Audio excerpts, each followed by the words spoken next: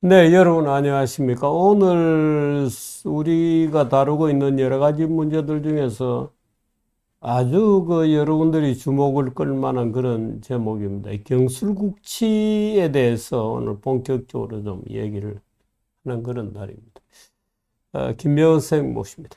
어서 네, 경술은 네. 1910년.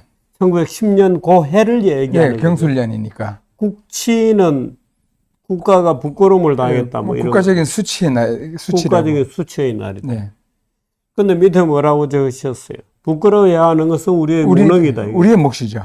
우리의 몫. 네, 부끄러워해야 할 거는 우리의 몫이고 경술국치일은 우리의 무능을 부끄러워해야 하는 날입니다. 날이다 이 말이죠. 예, 가겠습니다. 그 덕수궁 옆에도 아마 국치길이 있을 거예요. 아 그렇습니까? 네, 국치길이 있어요. 네. 국치길을 해놓고 또 경술국치에 대해서 경술련 우리가 일본의 국권을 유린당했다. 창피한 날이다. 이런 식으로 이야기하지 않습니까? 네. 그런 걸 보면 아직도 우리는 반성할 줄 모르고 허구한 날 남탓만 하고 있다는 게 네. 참 한심하기도 하고 네. 실상은 그날은 대한제국이죠. 그때는. 네. 대한제국의 무능을, 그리고 우리 윗대의 무능을 부끄러워해야 하는 날인데, 고종의 무능이죠. 고종의 무능이고, 그 당시 정부의 무능이고. 또 일반 시민들의 무능이고, 네. 전부 다 우리 자신이 문제인데, 네. 뭐 역사학자도 그렇고, 정치인들도 그렇고, 허구한 날 남탓만 합니다. 저는 남탓하는 사람만큼 못난 이가 없다고 생각합니다. 역사에는 그런 게 많습니까? 많죠. 많죠. 아니, 뭐 한일 관계사는 다 남탓이죠. 한일광에서 산다 남 탓이. 예, 그리고 저 윗대로 가면 전부 다 우리가 우월하다고 항상. 만주벌 판에 말 달리던 예. 정근대사 가면 전부 우리 문화가 최고입니다. 아주 그냥. 정건대로 가면 예. 그 사람들은 어디로 갔습니까? 뭐 우리 문화가 그 역사 서술을 그렇게 한다는 거죠. 예. 아니 그러니까 그렇게 훌륭하던 분들이 다 어디로 가고 그러게요. 경술국치나 당하고 앉아 있어요. 그러니까 우리 역사는 과거로 올라가면 중국의 문화를 우리가 받아들였지 않습니까? 네. 그거는 자주적인 수용이니 뭐 이렇게 또 이야기합니다. 자주적인 뭐 또 우리가 문화를 수용해서 또 우리 자주적으로 그것을 개성시키고 발전시켰다. 아니 일부에서는 한자까지 동의적이 만들었다고 자꾸 주장하잖아요. 그런 말도 안 되는 이야기도 하고. 네. 그런데 우리 문화가 일본에 갔는 것은 일본이 우리가 가서 받아들였다. 그냥 우리는 전해주었다 이거는 거죠. 전해줬다. 네. 일본은 우리 아래다. 네. 이런 식으로 그 사고방식 자체가 자기중심적이고. 네, 자기중심적이고 네. 그래서 참 답답한데 우리가 경술국치일 그 전에 뭐 을사조약해서 이렇게 그다음에 정미칠조약 뭐 그다음에 경술연 1910년 한일병합 네. 전부 다 우리의 그 권리를 뺏긴 거죠. 예, 네. 국권을 뺏긴 거죠. 그래서 저는 항상 국권 상실기라고 하는데 1940 국권 상실기. 예, 다들 뭐 지금 일제에 대해서는 여러 가지 용어들이 있잖아요. 일정기도 일정기는 있고. 그 당시에 부르던 말이죠. 그리고 최근에 와서 또 이용훈 선생님께서도 일정기라는 말씀을 하시고 네. 뭐 많이 쓰이는 것이 다른 거 쓰면 그냥 일제강점기로 싹 바뀌어버리죠. 요즘 아예 한글 자체가 예, 그렇게 일제강점기. 그건 말이 안 되는 거죠. 그거는. 네. 그럼 왜 말이 안 되냐면은 역사의 주체는 우리인데 네. 우리가 역사 서술하는데 우리가 건국하고 개국하고 그다음에 우리가 만약에 외세에 침입을 당했다면 우리는 피침입 뭐 이렇게 침입을 당했다라고 예. 해야지. 일제강점이라는 것은 일본 제국이 강점했다는 겁니다. 일본 제국의 강점 기간이 일제강점기죠. 그런데 일본 제국은 우리만 강점한 게 아니죠. 우리만 지배한 게 아니죠. 아, 그렇군요. 그래서 역사 주체는 거기서 일본이지 우리가 아니죠. 만약에 그렇게 되면 그 말 자체는 일본이 예. 주어가 되는 그렇죠. 표현이 일제강점기군요. 강점의 주체는 일본이죠. 그 대만도 강점기고 그러니까요. 말하자면. 예, 만주도 그렇고. 음. 그럼 일제강점기란 말 자체가 네. 어법에도 안 맞는 거죠. 그래서 뭐 어떤 말? 국권상실기. 국권상실기. 예. 그러면 우리는 1910년부터 사실은 국권상실기가 이어져서 45년에 끝나는 것도 아니고 네.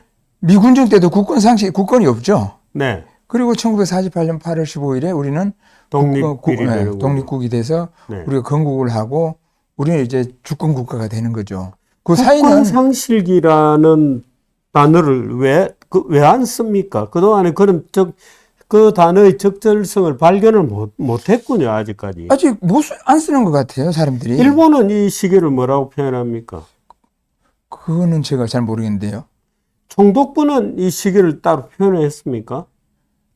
그 시기 자체를 그 당대에는 잘 표현을 안 하죠. 그렇죠. 어디 가서 하죠. 그렇군요. 한번 가보겠습니다. 네. 근데 교과서 지금 초등학교 4회 5-2인데 지금 교과서에 보면 1905년, 1910년 이 시기를 일제 침략이라고 합니다. 네. 모든 교과서가. 일제 침략과 강복을 위한 노력 이렇게 다 해놨습니다. 네. 모든 교과서가 그렇습니다. 네. 근데 광복이라고 해놓고는 다음에 이 부분 또 다를 텐데 광복절 가지고 네. 광복을 위한 노력 해놓고 본문에 가면 전부 다 독립을 위한 노력이에요. 아, 그렇게 돼 있군요. 네. 일제 침략과 독립을 위한 노력 해놓고 밑에 독립을 위한 노력하면 괜찮은데 네. 일제 침략과 광복을 위한 노력을 제목은 달아놓고 네. 밑에 내려가서는 독립을 위한 노력을 계속 씁니다. 독립운동군, 네. 독립운동가, 운동 이런 식으로 지금 나갑니다. 얘기가 좀 길어질 수 있는데 예. 광복은 우리가 이 조선 시대 때 그걸 우리말로 쓰던 단어입니까? 광복은 이제 나중에 이제 광복절 노래까지 이제 나와야 되는데 그럼 네. 이야기 길어지니까 그냥 네. 이렇게 이야기하죠. 표준 국어 대사전에 뺏겼던 주권을 도로 찾음 이렇게 되어 있습니다. 네. 광복. 그렇기 때문에 뺏겼던 주권을 도로 찾은 것은 1948년 8월 15일이죠. 네. 그래서 광복을 위한 노력했는데 그리고 앞뒤가 안 맞는 게 침략을 했으면 싸워야지 무슨 노력을 합니까? 네. 침략을 당했으면 침략을 당했으면 싸워야지 무슨 광복을 위한 노력합니까?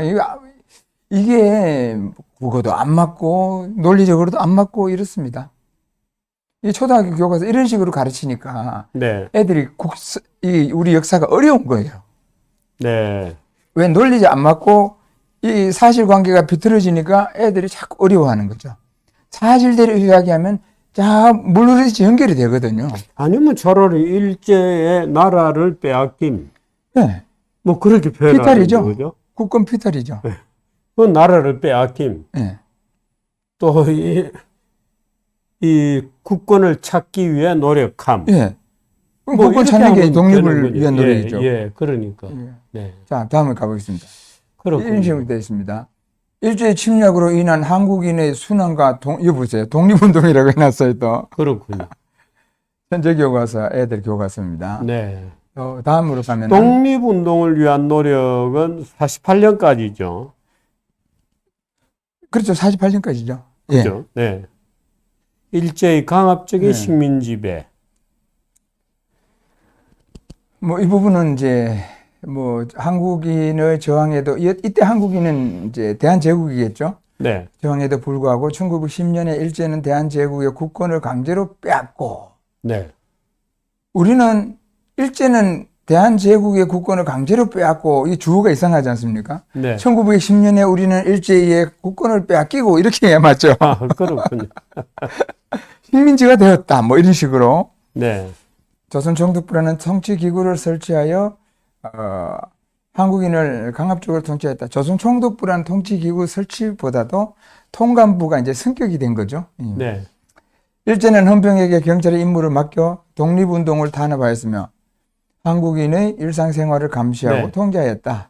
또한 교사에게도 군복과 같은 제복을 입고 칼을 차게 하였다. 이렇게 아주 자극적이고 부정적인 인식을 갖도록 이렇게 서술합니다. 네. 교과서가. 네. 아무튼 저 위에 보면 일제 침략으로 인한 한국인의 순환과 네. 뭐 이렇게 뭐 맞서 싸운 게 나와 있는데 독립운동 한다 그러고 하니까 생뚱맞죠? 안 맞습니다. 이게 네. 논리적으로. 여기도 마찬가지. 일제 침략을 막기 위한 다양한 노력, 일제 침략을 막기 위해서는 다양한 노력이 필요한가? 그냥 싸우면 되지. 네. 전쟁하면 되는 거죠. 일제에 대항하려면 민족의 실력을 기르는 것이 중요하다고 여긴 사람들도 있었다. 뭐 네. 실력 양성론인데 침략에 대해서는 실력 양성론이 필요 없죠. 네. 그런데 이 서술은 결국은 우리가 무능해서 국권을 잃어버렸기 때문에 이걸 국권을 찾기 위해서 우리 실력 키우자 이거거든요. 그거 왜 그렇게 솔직하게 못 씁니까? 그러니까 정말 이상해요. 뭔가 위선이 있어서 끼어들어서 이 글을 읽어가지고 누가 진실을 깨치겠어요? 그러면 글을 전부 딱 몇 줄만 읽어도 산뜻 해야 되는데 네. 머릿속에 싹 들어와야 되는데 이게 지금 뭔 소리 하는가 네. 도대체 알 수가 없습니다. 자, 다음으로 가겠습니다. 이건 고등학교 교과서입니다. 아래쪽으로 가면 1910년 8월 22일 일본군과 경찰의 삼엄한 경계 속에 한일 병합조약이 강제로 맺어졌다. 마치 일본에 의해서 우리가 뭐 완전히 나라를 강탈당한 그런 느낌으로 서술이 났죠. 8월 네. 29일 조약이 공포되고 순종의 태위가 선포되면서 대한제국은 일본의 식민지가 되었다. 여기서 또 국권 피탈이라고 했죠. 네. 교과서 서술 한번 보죠. 이렇게 되어 있습니다. 미래엔 동아출판사는 일본의 침략과 다른 제목이에요. 이게 네. 일본의 침략과 국권 피탈. 네. 그다음에 국권 침탈과 국권 아니 저것도 피탈은 한문이고 그냥 국권을 빼앗김 이렇게 하면 딱 맞는데. 근데 어쨌든 피탈은 용어는 그 내용은 맞지 않습니까? 그런데 가려보세요. 국권 침탈이에요. 네. 침입해서 빼앗다는 것은 일본이 주체는 일본이죠. 네. 위에 피탈은 우리고. 네. 그러니까 이 두 번째 침탈이라는 말은 틀린 거죠. 틀린 말입니다. 예. 그다음에 세 번째도 마찬가지예요. 국권 침탈과 국권 또 수호 피탈이 운동. 맞는데. 예, 피탈이죠. 그다음에 일본의 침략으로 우리가 침략 당해서 국권 빼앗긴 건 아니죠. 네. 여기 빼앗기다고 해놨네요. 네, 여기는 빼앗기다. 네. 차라리 저 표현이 맞는 표현입니다. 그다음에 일제의 국권 침탈. 네. 근데 일제의 국권 침탈인데 어느 나라의 국권을 침탈했냐 말이죠. 네. 이런 식으로 써놓는 거예요, 제목을. 그러면 만약에 쓰자면 일제에 의한 우리의 국권 침탈, 네. 뭐 이런 우리의 국권 뭐 피탈 이렇게 가야죠. 네.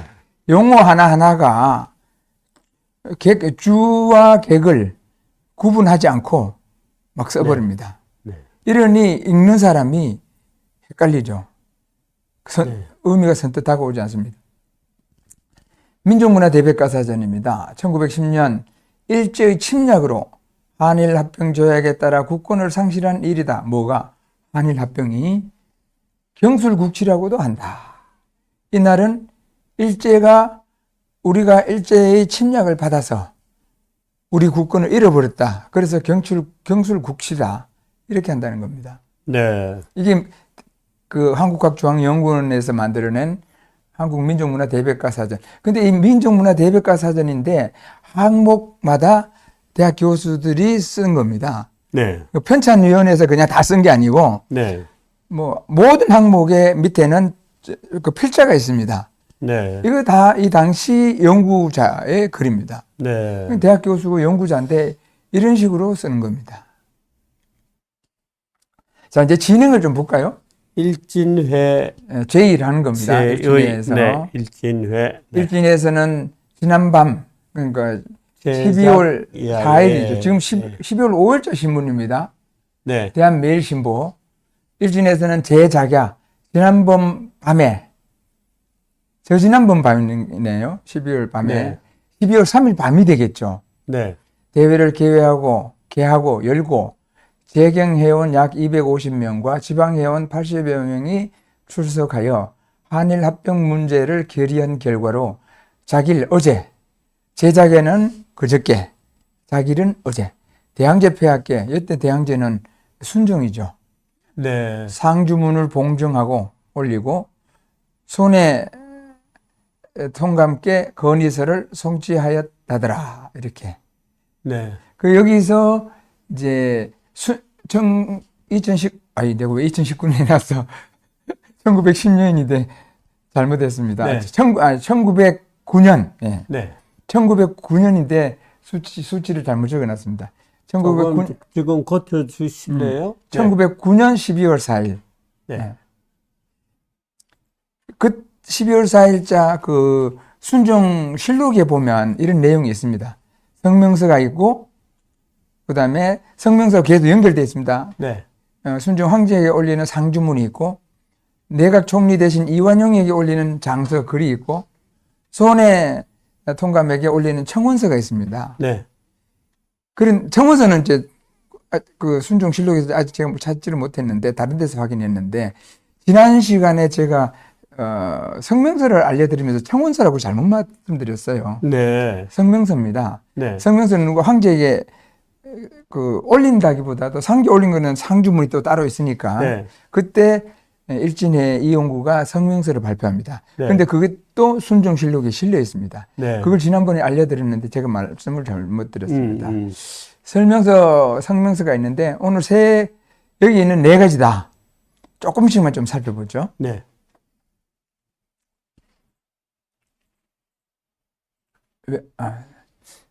성명서 지난번에 말씀드렸던 거는 생략하고 네. 그 이어지는 부분을 좀 보죠. 시국 형편이 완전히 달라진 뒤로 여기 이 성명서는 일진회에서 쓴 겁니다. 네. 일진회에서 시국 형편이 완전히 달라진 뒤로 재산을 늘리는 데 힘쓰게 하고 생활을 펴이게 하며 교육을 발전시키고 지식을 넓히게 한 지 3년 동안에 한 가지 사업도 발전시키지 못하고 안으로는 권세와 이익을 다투고 밖으로는 폭도와 비적이 창궐하여 인민의 생활은 아침과 저녁도 고려하지 못하게 되어 점점 사실은 극도라고 했지만 극도의 혼란에 빠지게 한 것도 우리 한국 사람들 스스로가 채택한 것입니다. 지난번에 전부 다 우리가 잘못이라고 계속 이야기했죠. 네. 지난 시간에도 마찬가지입니다. 저는 친일파 소리 들어도 좋겠지만 이 성명서라든가 상주문이라든가 읽으면 그 사람들이 진정한 애국자라고 생각이 듭니다. 네. 예, 그 막무가내로 무작정 충성, 무작정 우리나라 이게 아니라 현실을 직시하는 글입니다. 이게 전부 다. 네. 현실을 제대로 보고 우리를 관찰하는, 정확하게 보는 그런 글이기 때문에 저는 이 사람들이야말로 애국자다. 뭐 이 이야기 듣고 이제 욕할 사람이 있겠지만 네. 이 또 태사가 백성들을 보살펴주고 동궁을 이끌어주며 이때 동궁은 세자를 이야기하거든요. 네. 세자인데 영친왕 이은공을 이야기할 겁니다. 네. 이은공이 이제 데려갔죠, 일본으로. 근데 우리는 이은공이 일본에 볼모로 잡혀갔다 이런 식으로 네. 또 가르치죠. 우리 한국을 위하여 수고를 다한 것은 잊기 어려운 것이다. 그런데도 해외의 하얼빈에서 병기가 생긴 것으로 인하여 네. 뭐 안중근 이거죠. 일본 전국의 여론이 물끓 듯하여 한국에 대한 정책을 근본적으로 해결해야 한다고 주장하고 혹은 어떠한 위험을 불러일으킬지 모르게 된 것도 우리 한국 사람들 스스로가 채택한 것이다. 네. 지난번에는 또 헤이그 사건을 또 이야기했었죠. 성명서에서. 네. 여기 이제 이 사람 이번에는 이제 상주문입니다. 상소죠, 상소. 네. 임금에게 직접 들은 건데 뭐 아주 깁니다. 아주 내용이 길어서 그 궁금하신 분은 순종실록 보시면 다 나와 있습니다.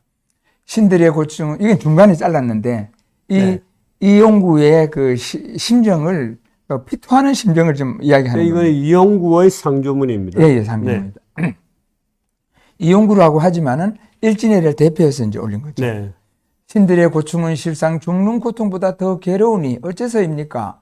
죽을래야 죽을 수 없고 살래야 살 수 없어서이니 이것은 신들만이 홀로 그런 것이 아니고 우리 2천만 동포가 실상 죽을래야 죽을 수 없고 살래야 살 수가 없는 것입니다. 지금 우리 대한국을 병 앓는 사람에 비유하면 명맥이 끊어진 지 이미 오래되었습니다. 거의 죽었단 말이죠, 이제 한국. 네. 우리 신들이 소리쳐 부르는 것도 단지 시체를 끌어안고 통곡하는 것과 같습니다. 사람들이 아직 죽지 않았다고 하는 것은 아직 살아있는 시체를 한갓 한 것으로 보았을 뿐입니다. 굉장히 절절하죠, 이 부분, 이런 게. 네. 지금 우리 대한국의 형세가 어찌 이와 같지 않겠습니까? 죽은 시 상송장이죠. 외교가 어디 있습니까? 폐하의 의도를 가지고 이웃 나라들과 의논 돈인 것이 없습니다. 재정이 어디 있습니까? 폐하의 뜻을 가지고 아래 신하들과 도모하는 것이 없습니다. 군기가 어디 있습니까? 폐하의 위험을 가지고 외적과 도적들에게 사용하는 것이 없습니다. 법률이 어디 있습니까? 폐하의 인자한 마음이 일반 백성들에게 베풀어지는 것이 없습니다. 모든 게 중단이 아무도 안 되는 게 없는 상황이죠. 모든 관청의 관리들이 직책을 나누고 일을 맡아서 해야 하는데 훌륭한 사람이 선발되어 등용되는 것이 누가 있습니까? 폐하는 2천만 동포 신민은 위하여 깊이 살펴주십시오. 신들은 2천만 동포인 신하와 백성들을 대신하여 고충을 모두 진술하고자 하는 겁니다. 이런 내용을 계속 가면서 결국 이대로는 안 됩니다. 우리는 일본의 도움을 받아야 됩니다. 이런 식으로 이제 이야기하는 거죠. 모든 관청의 관리들이 이거는 또 나왔던 거네. 이번에는 이게 통감 손해 아라스케에게 올리는 청원서인데 이것도 상당히 긴데 이거는 마지막 부분만 이렇게 제가 갖고 왔습니다. 이에 이용구 등은 우리 대일본 전황 폐하께 없어 지극하신 인덕과 하늘과 같은 넓으심으로 보위를 무한에 세워 일한 합방을 창설하시고 우리 군신을 만세의 어여삐 여기시와 황실과 신민이 종시일천 길이 신성무궁한 은혜를 입도록 하여 주심을 황송이 머리 숙여 감히 소원하나이다. 바라는 바는 새로운 합방의 힘으로써 양으로는 동방 치안의 근기를 굳혀 동아의 형세를 지탱하고 음으로는 천리와 인도로 개양하여 세계 일국의 평화를 보임할 뿐입니다. 길이 모범을 선진 문명한 여러 나라에 널리 펴는다면 이 또한 지극한 경사요 행복이 아니겠습니까? 이영구 등은 3과 2천만 민중을 대표하여 충심으로 이를 우러러 하늘에 호소하나이다. 이렇게 해서 여기서 하늘은 천왕이죠. 이영구 등 100만인. 100만인. 네. 여기서 하늘은 뭐 천왕이겠죠. 어디? 맨 아래 충심으로 이를 우러러 하늘에 호소하나이다. 뭐 그러겠죠. 이런 식으로 통감 손에 아라스케에도 보내고 그다음에 또 이완용에게 보내는 글, 내가 총리 대신 이완용에게 보내는 글도 있습니다. 뭐 내용은 비슷합니다. 그렇게 해서 이제 이완용이 일주일 내에 그 청을 받아서 근데 그 상황이 병합을 하지 않으면 안 되는 상황이 됐습니다. 아까 산송장이라고 그랬잖아요. 이 나라가. 그러자 이제 이듬해인 10월 8월 22일 순종이 이제 조령을 내립니다. 조와 칙이 있는데 조가 격이 높습니다. 칙보다. 조는 뭐 칙은 뭡니까? 둘 다 황제가 상하용하는 명령인데 조는 외교 관계의 중대사라든가 국가에서 중대사였던 주로 조를 쓰고 일상적인 명령어 뭐 임명장을 준다든가 그건 칙이고. 그건 칙으로 씁니다. 이때 조령을 내렸다는 조라고 했던 번역은 조령을 내리기로 했지만 조왈 이렇게 돼 있거든요. 원문에는. 이거는 국가적인 대사라는 뜻이죠. 심히 동양 평화를 공고히 하기 위하여 한일 양국의 친밀한 관계로 피차 통합하여 한 집으로 만드는 것은 상호 만세의 행복을 도모하는 까닭임을 생각하였다. 이에 한국 통치를 들어서 이를 짐이 극히 신뢰하는 대일본 황제 폐하에게 양려하기로 결정하고 이어서 필요한 조장을 규정하여 양려라고 했습니다. 이때. 다 계속 양려라고 나옵니다.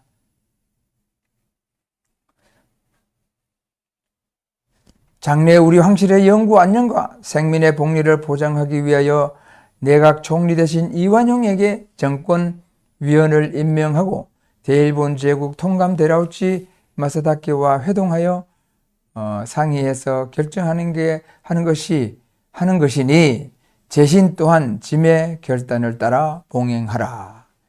여기서 순종 황제는 이완용에게 정권위원으로 해줍니다.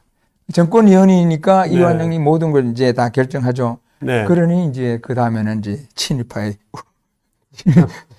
수괴가 되어버린 거죠. 이제. 네. 근데 이완용은 황제의 명을 따라서 한 거죠. 네. 근원적인 책임은 순종이 져야죠. 순종에게 있죠. 네. 근데 이완용만 주구장창 그 친일파로 그냥 두들고 패는 거죠, 이제. 아니, 그, 많은 고종 부인은 뭐 명성황후가 되어 있는데, 뭐. 그러니까요. 예? 웃기잖아요. 자, 이제 우리 병합조약을 한번 어떻게 되는지 네. 짧게 이건 병합조약의 전문 뭐 이런 것 같습니다. 이건 전문입니다. 네, 이건 네. 전문이고. 한국 황제폐하 및 일본국 황제폐하는 양국 간의 특별히 친밀한 관계를 고려하여 상호 행복을 증진하며 동양의 평화를 영구히 확보하기 위하여 이 목적을 달성하려고 하면 한국을 일본국에 병합하는 것만한 것이 없음을 확신하여 이에 양국 간의 병합조약을 체결하기로 하였다. 결정한다. 이를 위하여 한국 황제폐하는 내각 총리 대신 이완용을, 일본 황제폐하는 통감 자작 데라우치 마사다케를 각각 그 정권위원회에 임명한다. 네.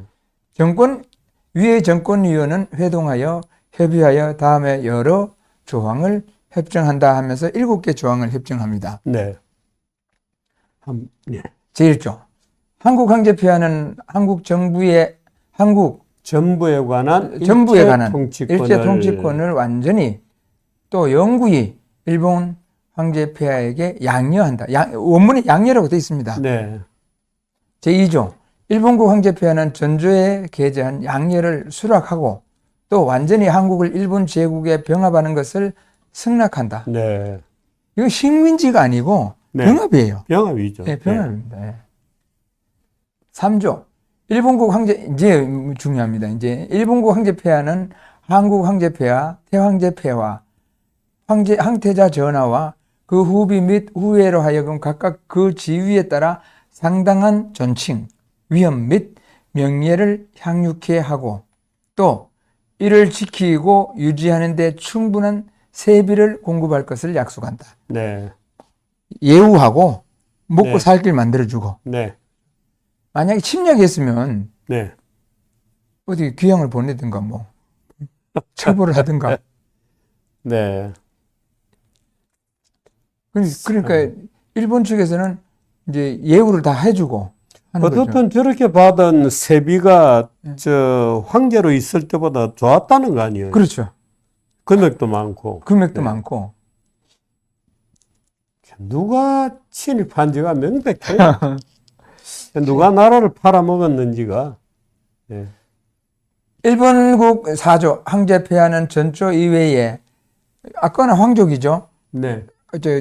그 황제를 비롯한 그 일속들이죠. 일족들 한국 황제 및 후예에 대하여 각각 상당한 명예 및 대우를 향유케 하고 또 이를 유지하는 데 필요한 자금을 공유할 것을 약속한다. 네. 황족도 있고 그 주변 사람들 좀 네. 다 해주는 거죠. 5조. 일본국 황제폐하는 훈공이 있는 한인으로서 대한제국 사람으로서 특히 표창한 것이 적당하다고 인정되는 자에 대하여 영예의 자기를 주고 또 이때는 뭐 임금을 준다. 자기 주죠. 남자 공후 백자남 뭐 백자남 뭐 백작 자작 남작 뭐 이런 거 주는 거죠. 네. 또 은금을 준다. 은사금이죠. 네. 은사금 줍니다. 이제 전부 다. 그냥 자기만 준 게 아니라 자기에 따르는 은사금을 줍니다. 물론 그게 현찰은 아니죠. 50년짜리 공채해서 네. 그렇긴 하지만 뭐 현찰로 주면 일본에서는 완전히 재정 거덜나 버리니까 그때는 네. 엄청난 그 금액이었으니까 현찰로는 아니고 은금을 준다. 이렇게 해서 흔히 친일 반민족 행위자 재산조사위원회에서 나온 겁니다. 이거는 이재명 공작이군요. 공작 이재명 지금 이게 벌써 20년 전인가 그럴 때인데 뭐 지금 한 300억 정도 되겠죠. 그렇군요. 윤태경 후작 순종의 장인이죠. 네. 50 14만 4천행, 박영효, 이재각, 이재환, 이준용, 그 다음에 이완용 백작, 이완용이 친일파라고 그렇게 하면서도 돈은 그렇게 많이 친 게 다른 사람들에 비해서? 그렇군요. 예. 저게 뭐 많죠? 하나, 둘, 셋, 넷, 다섯, 여섯, 일곱 번째. 예, 둘, 넷. 근데 여기 위에 또 왕공족은 따로 있을 거 아니에요? 그러겠죠. 예, 그것도 따로 있고. 그 세비를 주는 거고, 거기는. 네네네. 이제, 이런 사람들은 이제. 송병준도 네, 적지 않은 돈이군요. 20억. 이용구, 자기는 없고, 예, 이용구는 왜 자기가 왜 없습니까? 모르겠습니다. 네. 그리고, 이제,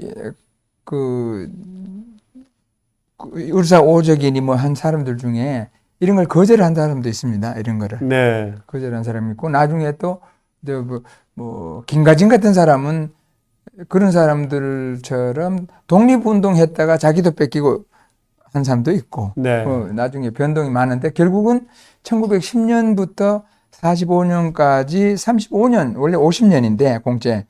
35년에서 모든 게 끝나버렸죠. 네. 다 받을 수는 없었죠. 예. 그 다음 제6조로 가면, 이제 통상적인 이야기. 일본국 정부는 정기 병합의 결과로 한국의 시정을 전적으로 담임하여 해지에 해당 땅에 시행할 법규를 준수하는 한인의 신체 및 재산에 대하여 충분히 보호하고 또 그 복리의 정진을 도모한다. 제7조가 8조까지 있군요.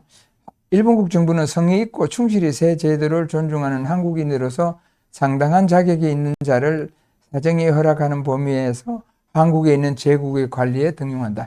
이 부분에 대해서 일본이 조선인을 차별했다. 왜? 조선인 관리를 일본인만큼 채용을 왜 안 하느냐? 그리고 왜 직급이 낮느냐? 그런 식으로 이야기 많이 합니다. 성립이 되는 말인가요? 능력에 따라서 가는 거죠. 네. 능력이 따라가는 거죠. 아니, 그래서 상당한 자격이 있는 자를 이제 그렇죠. 자격에 대한 테스트나 검증이 쭉 있을 거고, 그죠? 그렇죠. 대서소에서 일하는 사람을 판사를 앉혀놓을 수는 없는 거고. 네. 제8조. 본조약은 한국 황제폐하 및 일본국 황제폐하의 재가를 경유한 것이니 반포일로부터 이를 시행한다. 이를 근거로 삼아 양 정권위원은 본조약에 기명하고 추인한다. 네, 이완용과 맞사답게. 근데 이완용이 아까 2019년 12월 4일에 일진에서 성명서, 상주서, 장서, 그 다음에 청원서 올렸지 않습니까? 네. 그리고 나서 4일이니까 12월 22일 날 네. 이완용이 이재명에게 피습을 당합니다. 왜요? 친일파라고. 이재명. 네. 네. 지금 이재명하고 한자도 똑같습니다. 이재명은 그전에도 이렇게 테러 위험 분자였습니다. 네. 그런 여러 가지 연루된 사건도 많고. 근데 이재명이 이완용이 명동성당, 종현성당, 과거엔 네. 종현성당, 네. 명동성당에서 레오포드 교황 2세인가? 그 사람, 이제 추도식하고 가마 타고 나오는데 이재명이가 군밤 장수 복장을 하고 네. 기다리다가 칼로 이완용을 찔렀어요. 세 군데 찔렀어요. 네. 세 군데 찔렀는데 이완용은 안 죽고 가마 타는 가마꾼이 이재명을 막아섰다가 이제 죽습니다. 네. 죽어서 결국은 이제 이재명은 재판 받아서 처음에는 살인 미수, 고의 살인 이렇게 했다가 나중에 가마꾼이 죽고 나니까 살인죄로 기소가 돼가지고 사형 선고받고 1910년 8월 22일인데 9월 30일에 이제 처형이 됩니다. 네. 이런 일이 있는데 그런데 박정희 정권 그 5.16 혁명하고 나서 1962년에 그 당시에는 박정희 정권에서 많은 사람들에게 독립유공자 그걸 주죠. 네. 그때 이재명이가 건국훈장 대통령장을 받습니다. 네. 저는 참 못마땅한 게 네. 살인 무슨 독립운동입니까 이게? 네. 살인은 어떤 이유로도 정당화될 수 없죠. 네. 자, 그리고 칙론? 유라고 네, 하는 것은 그렇군요. 이제 네. 임금의 지시를 보통 유라고 네, 합니다. 네. 황제의 지시도 네. 그렇고 유라고 합니다. 여기 있던 칙이라고 썼으니까 황제의 지시겠죠. 네. 뭐 다이를 유자인데 저거는 네. 여기에 이제 29일이죠 이제 아까 22일 날 조인을 했지 않습니까? 네. 29일 날 이제 발표를 합니다.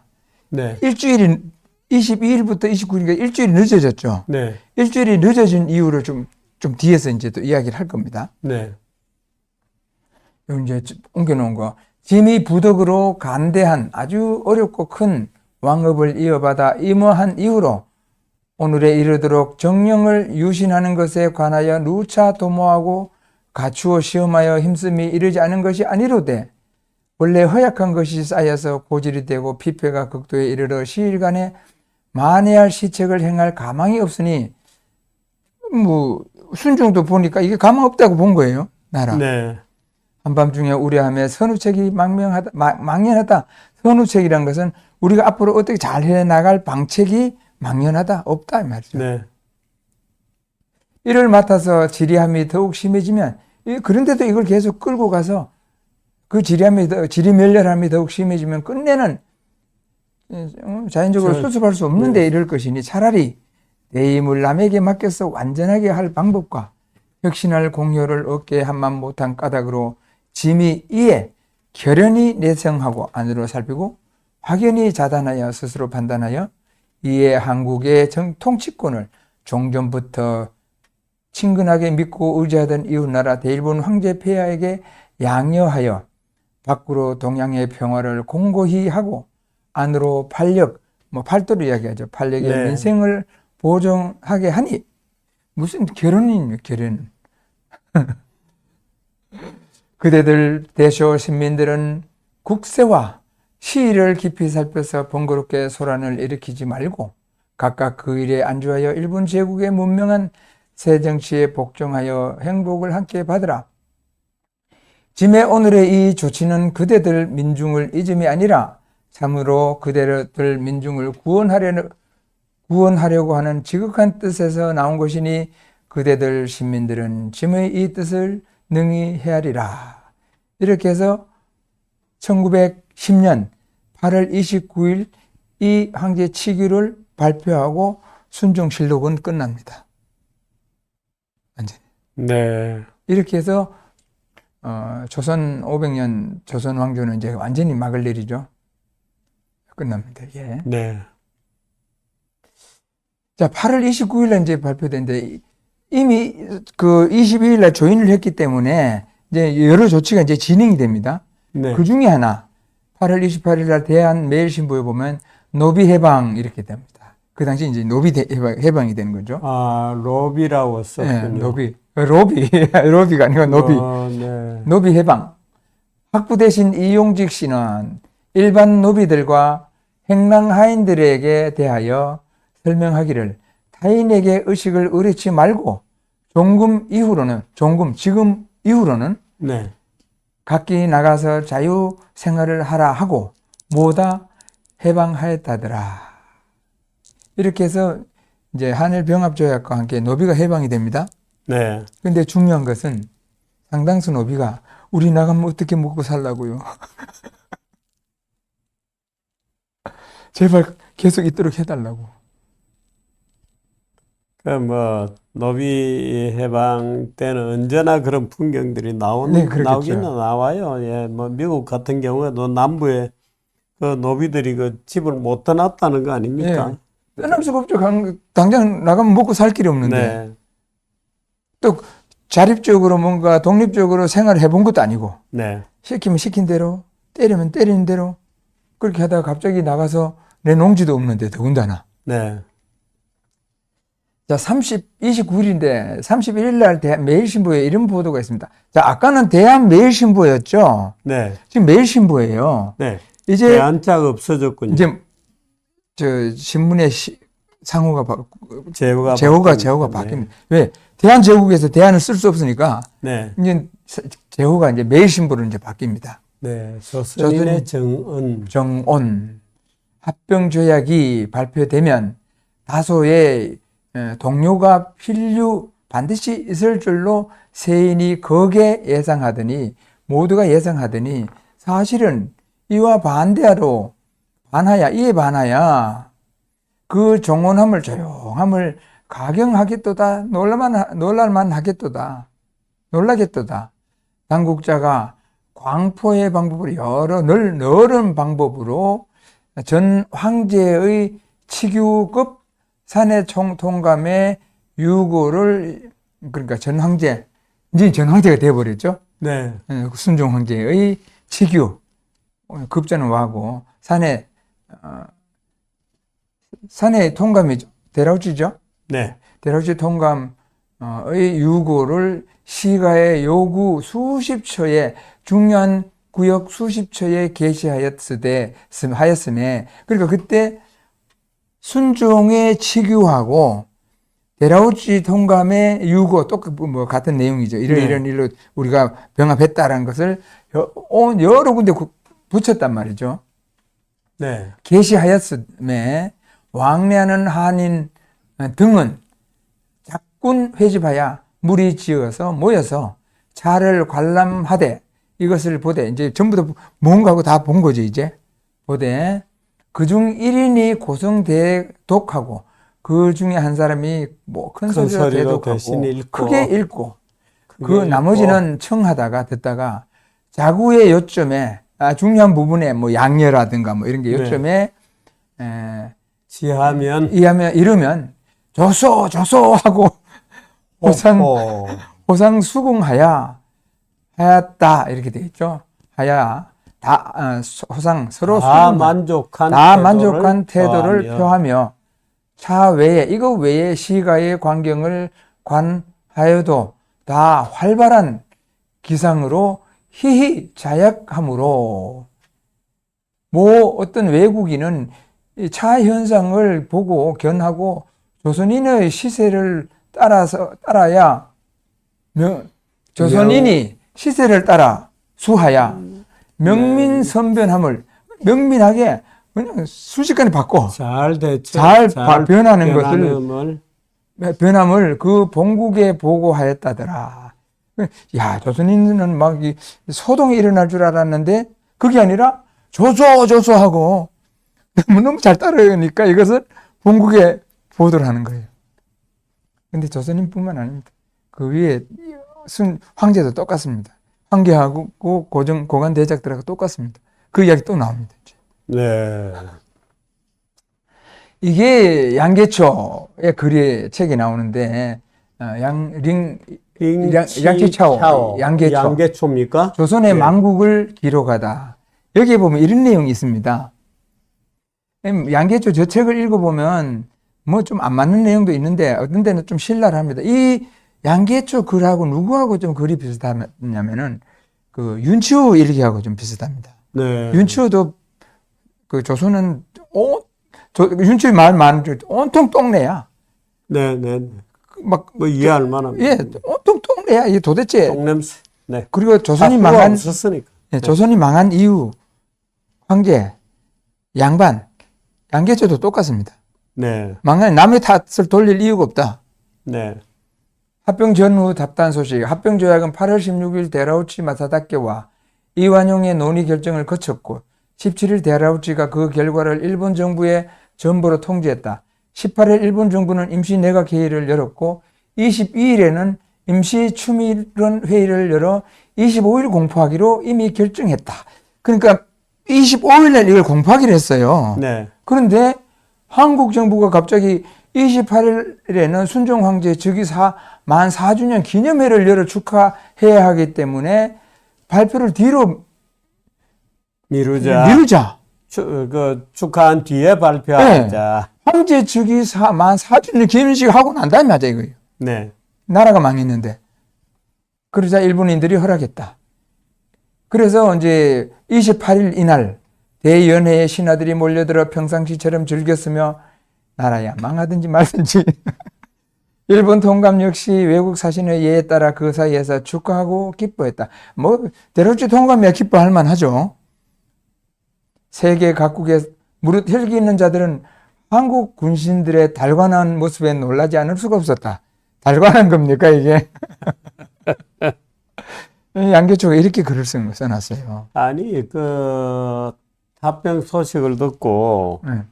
그놈의 이제 황제라는 자가 없어지고, 네. 그놈의 양반이라는 제도가 이제 없어지고, 그놈의 상투가 이제 없어지게 생겼으니, 그거는 속이 시원하다. 그럴 수는 있겠죠. 예? 근데 뭐 저들이 즐기는데 뭐. 그러니까. 망국의 주체들이 지금 즐기고 있지 않습니까? 망국의 원흉들이. 네. 그리고 합병의 승인. 1910년 9월 8일 매일신보에는 이런 게 있습니다. 합병의 승인, 한국 병합에 관한 정식 통고에 대하여 이제 병합했으니까 일본이 외국이 이제 통고를 했겠죠. 영국과 러시아 양국 정부는 승인한 뜻을 공식으로 회답하였다더라. 네. 외국에서 승인한 거예요. 요것만 보도가 되는데 다른 것도 있겠죠. 네. 승인한 겁니다. 그리고 이 당시에 이렇게 이제 조약이 체결되지 않습니까? 네. 체결되면 이전 조약은 모두가 무효가 됩니다. 이제. 네. 그리고 1965년 한일 기본조약 체결되면 또 그 전에 건 모든 건 무효. 네. 그다음에 졸소조규가 체결되면 그 전에 있었던 조선과 일본과의 관계에 있었던 무슨 조약이라든가 이런 것도 네. 전부 다 무효. 왜? 상충할 수가 있으니까. 네. 네. 그것은 결국 이것이 합법적이랐던 뜻이죠. 이제. 네. 자, 이제 또 양계초의 글을 읽어보겠습니다. 한국 정부가 경질되고 한국 황제가 양위하고 한국 군대가 해산하고 한일 신협약이 성립되었다. 이거는 정미 7조약을 한일 신협약이라고 합니다. 네. 아, 한국이 망했다. 아, 한국이 완전히 망했다. 온 세상에, 양계초가 슬퍼해 주네. 온 세상에 바삐 돌아다니며 서로 알리기를 일본인들이 한국을 망하게 했다고 한다. 하지만 일본인들이 어찌 한국을 망하게 할 수 있겠는가? 한국이 망한 것은 한국 황제가 망하게 한 것이요, 한국 인민이 망하게 한 것이다. 또 양반이 망하게 했다는 또 이야기 또 있습니다. 이제. 네. 그 중에 그렇다면 황제는 어떻게 해서 이 조선 대한제국을 망하게 했는가? 한국 황제가 어떻게 한국을 망하게 했는가? 기지가 조금이나 있으나 독단으로 처리하기를 좋아하고 정해진 의견이 없으며 오직 그럭저럭 버티는 데에만 힘쓰며 사람들의 이목을 막으려고만 했다. 모든 일을 직접 결제하며 헤이그 특사라고 하는 그 이준, 네. 곤장 100대를 70대를 줄여버리지 않습니까? 왕이. 네.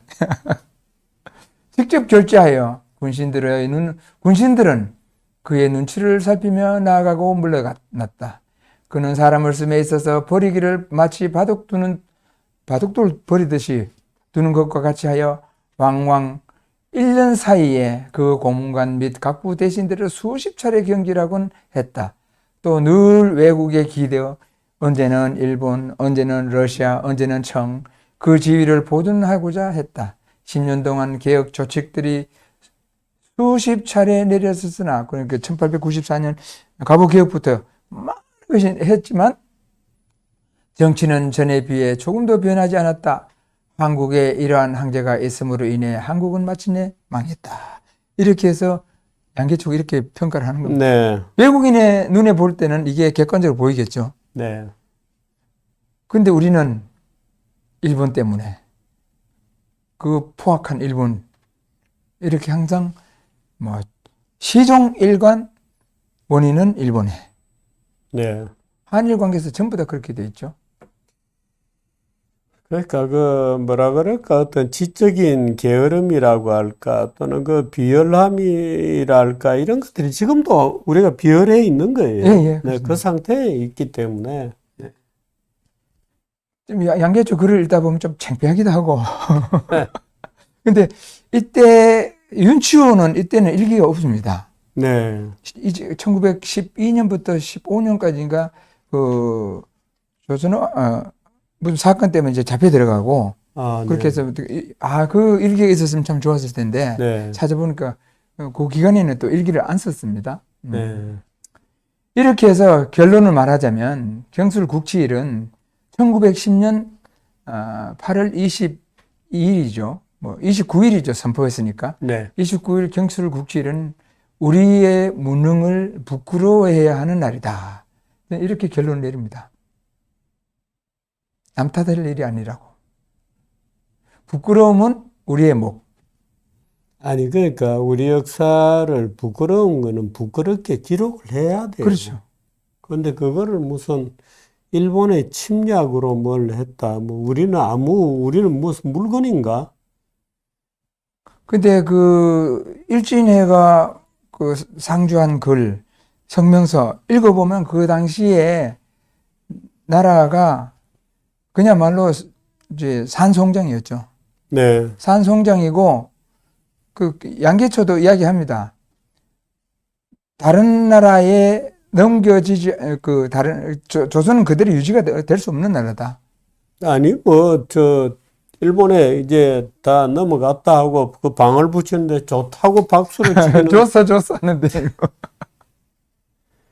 아이고 참 정말 기가 찬 역사 이야기입니다. 그런데 그래서 문제는 이제 저거를 우리가 직시를 하고 예. 해야 되는데 지금도 가짜 얘기를 만들어서 엉뚱한 거나 하고 예. 근데 교과서라든가 이런 데서 제가 제시한 자료는 하나도 안 씁니다. 저도 처음 봅니다. 전부 저기 매천 야록이라든가 네. 야사라든가 이런 것만 가지고 애들한테 가르칩니다. 이거는 관찬 사료. 네, 아니 이건 이제 그야말로 요약이 돼 있는 그렇죠. 거잖아요. 예. 거기 다 나옵니다, 이게. 그리고 저도 전에는 뭐 역사 전공하기 전에는 일진에 하면 천하의 숭악한 그 침입하다 이렇게 했는데 그 사람도 가만 보면 용기 있는 사람들이에요. 네. 용기 있는 사람들. 나라가 완전 산송장인데 응? 그대로 두고 볼 수는 없는 거죠. 살 길을 찾아야 되는 거고. 네.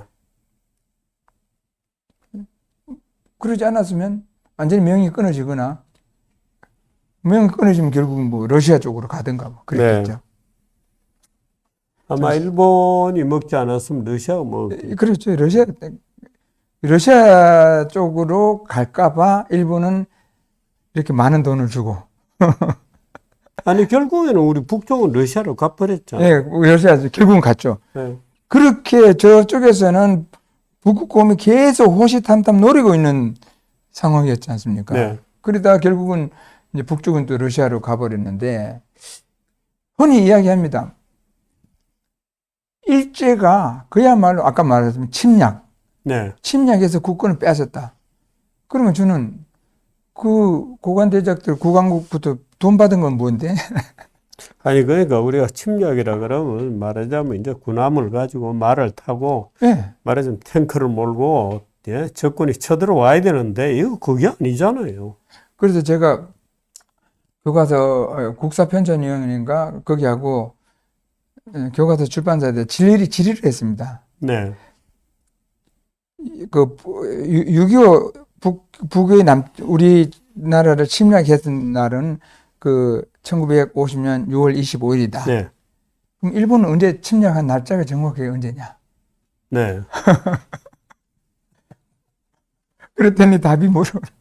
이거는 뭐 교육부의 뭐 지필 기준에 따라 뭐 엄정한 검증을 통해서 지필했습니다. 그따위 소리하고. 아이고 참 슬픈 날이네. 교과서가 지금 정말로 이게 난장판입니다. 네. 정말 문제. 아니 저렇게 쓰기 때문에 우리가 우리의 부끄러운 일을 직시하지 못하고 반복되고. 네, 반복되고 그런 것이. 오늘 여기까지 할까요? 예, 예. 예, 선생님 고맙습니다. 네, 고맙습니다. 네.